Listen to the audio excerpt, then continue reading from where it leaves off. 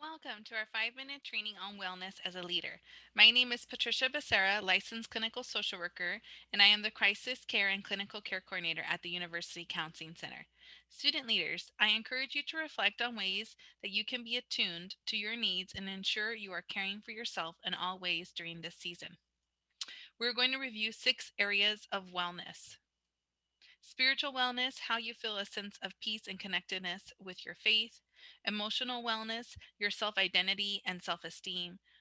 Mental wellness, how you believe that you're utilizing your creative side and participating in stimulating mental activities.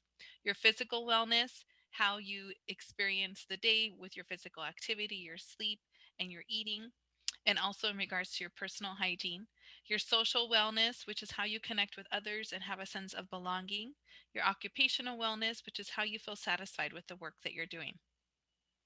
I want to encourage us during our spiritual wellness time in this season to really reflect that emotional health and spiritual maturity are inseparable. To feel is human. To minimize or deny what we feel is a distortion of what it means to be image bearers of God, by P. Scazzaro, and just encourage you to reestablish your spiritual practices. Earlier this summer, Dr. Leah Forston wrote an article as a part of APU that big questions of faith can emerge during times of crisis. Yet, Dr. Forston reassures students that spiritual wrestling is okay. It's normal and expected to ask questions and engage your faith, she said. There are, in fact, many ways to keep seeking and growing closer to God. Some key spiritual practices include reading scripture or faith inspired books, praying, listening to worship music, or watching a live stream worship service. Even better, doing it together. Now that we're going to be coming back on campus, maybe it's being able to create a Bible study or join a D group, attend a local church together with another student, or even starting a 30-day devotional through the YouVersion Bible app. This might be a great time to find a spiritual mentor, which you can do through our campus ministry office. When we think about our emotional wellness, many of us struggle with acknowledging our feelings because of the messages that we have received about emotions. What messages have you received around these emotions and or expressing emotions? Some of us have learned that we need to deny our pain, losses, and feelings because we want to be peacemakers or emotions are difficult. We're called to be happy. And when we do this year after year, we become less and less human. We become a shell of ourselves. I encourage you instead to really create a sense of emotional well being where you allow yourself to feel all your emotions, especially during this time. So, as we look at the different categories of emotions, recognizing what we felt last year in the middle of the pandemic, how we're feeling now about reintegrating with one another. When we think about mental wellness, it's really about how we're going to be managing the stress that we're going to be living with. So, though it's exciting that we're coming on campus, some of us may even feel stress and anxiety. So, remind yourself of what helps you feel calm and grounded. Maybe that's talking with a friend, going for a walk, or listening to music.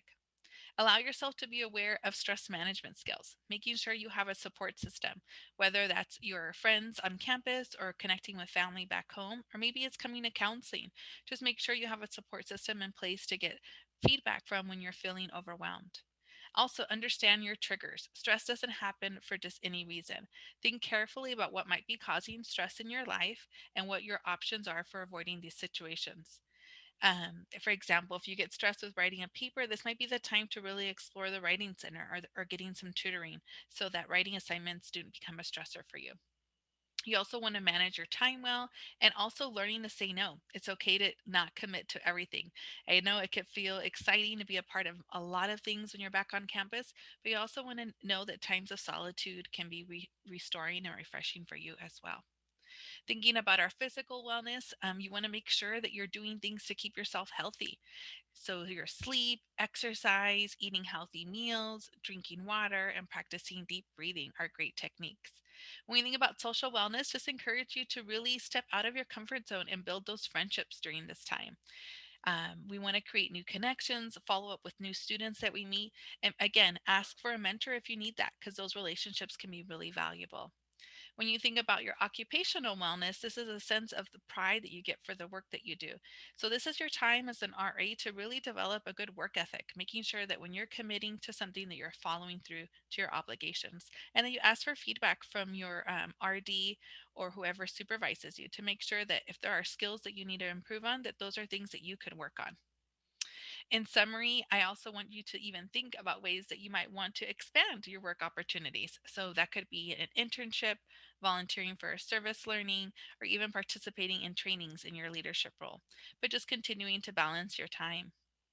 In summary, I want you to think about one area you can focus on now to improve your overall wellness, and also set one goal for yourself of how you will work on that this semester. Thank you so much for listening to our 5 minute wellness talk. And I encourage you to continue to seek support in this season and wish you the best of success. Thank you.